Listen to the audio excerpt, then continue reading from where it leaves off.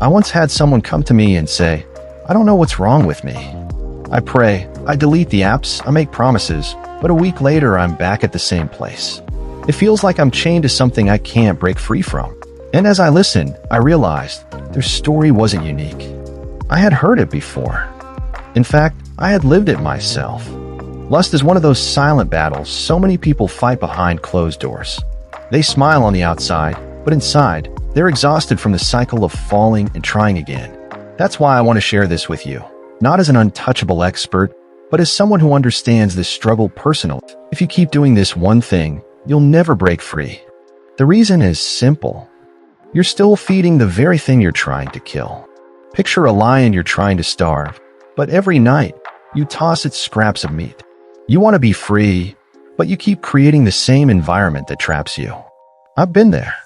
I remember nights where I'd tell myself, this is the last time, only to repeat the same cycle. And I've listened to people, students, workers, even leaders, who say the same thing. The pattern is always this. They want change but still nurture the triggers. It's like trying to heal a wound you keep picking open. You can't overcome lust while entertaining triggers, late-night scrolling, unfiltered content, private habits you never address.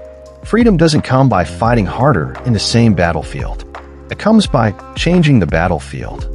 That means not just resisting temptation, but redesigning your environment. It's not about willpower. It's about strategy. If your phone is your trap, change when and how you use it. If certain music or videos spark your imagination, replace them. Think of it like recovering from an allergy. You don't just try to fight the reaction, you avoid the allergen. And this isn't just my perspective. Even great minds have acknowledged the destructive power of lust. As Mahatma Gandhi once said, lust is never satisfied by enjoyment, but only grows stronger like a fire increased by ghee. That's exactly why so many people struggle.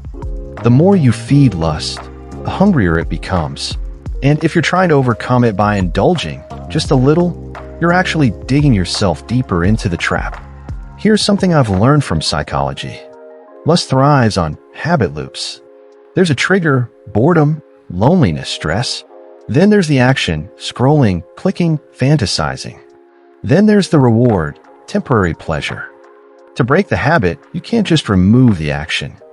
You must replace the entire loop. For me, it meant filling my evenings with purposeful activities, reading, working out, calling a friend, journaling.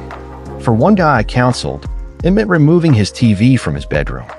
For a young woman I spoke with, it meant unfollowing certain accounts and starting therapy.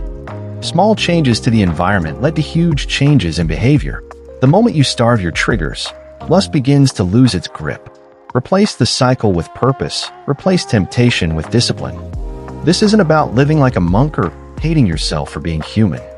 It's about choosing freedom over chains. Ask yourself, what places, times, or feelings lead me into this?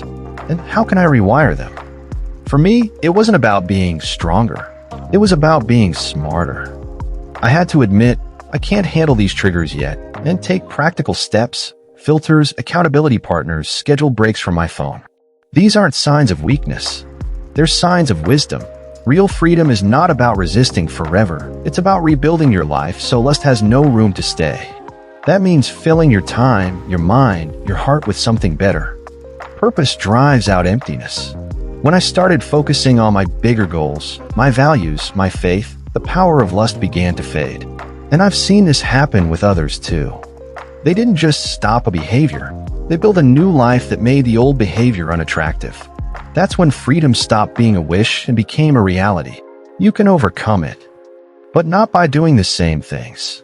Change your environment, change your focus, and you'll change your life. Freedom is possible for you. And every step you take forward takes you beyond your limits.